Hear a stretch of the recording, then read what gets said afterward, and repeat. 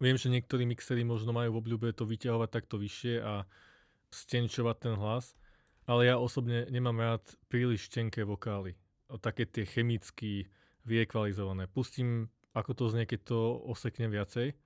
Mesto plávam sám ako ryba v mori, netuším, kde fakam zavedú ma stopy. Vypúšťam bubliny, zuby pokým, kružím dookola pometený, inak som kľudný.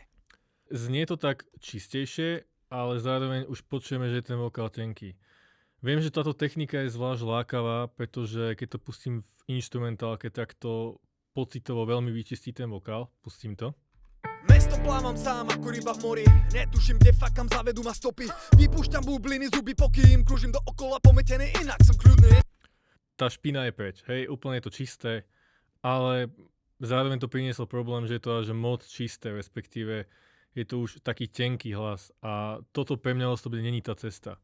Takže preto ja osobne preferujem odseknúť to, čo je nevyhnutné, a čo sa týka tej špiny, tak ju vysekávam takto.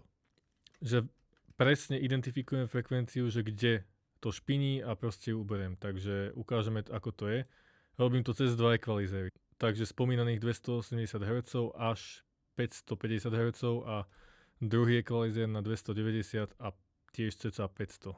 Púšťame, dám to pred nimi a dám to potom po nich. Mesto plávam sám ako ryba v mori, netuším, kde fakam zavedú ma stopy. Vypúšťam bubliny, zuby pokým, kružím dookola pometený, inak som kľudný. Zapínam. Mesto plávam sám ako ryba v mori, netuším, kde fakam zavedú ma stopy. Vypúšťam bubliny, zuby pokým, kružím dookola pometený, inak som kľudný. Čiže máme oboje. Je to aj čisté, nehučí to a zároveň ten vokál je taký plný, prirodzený. Aspoň ja osobne ho mám takto rád. Takže dám ešte jedno pred a po a úplne deaktivujem všetky stopy equalizerov a potom ich zapnem. Takže skúsme.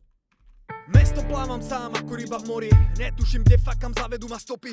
Vypúšťam bubliny, zuby pokým, kružím dookola pometený, inak som kľudný. Skúsim! Čiže toto myslím, že bolo dosť jasné, keď som ich vypol a zapol, to bolo úplne hneď počuť. Takže toto je môj osobný prístup k tomuto. Ak tebe osobne svedčia také orezané vokály, tak nebudem ti to nejako vyhovárať. Môže byť, že to aj súčasť nejakého žánru, niekde to môže fungovať ako v nejakom EDM-ku napríklad. Viem, že tam sa to orezáva viacej a tam by som to aj spravil, ale toto je podľa mňa taký ten stred.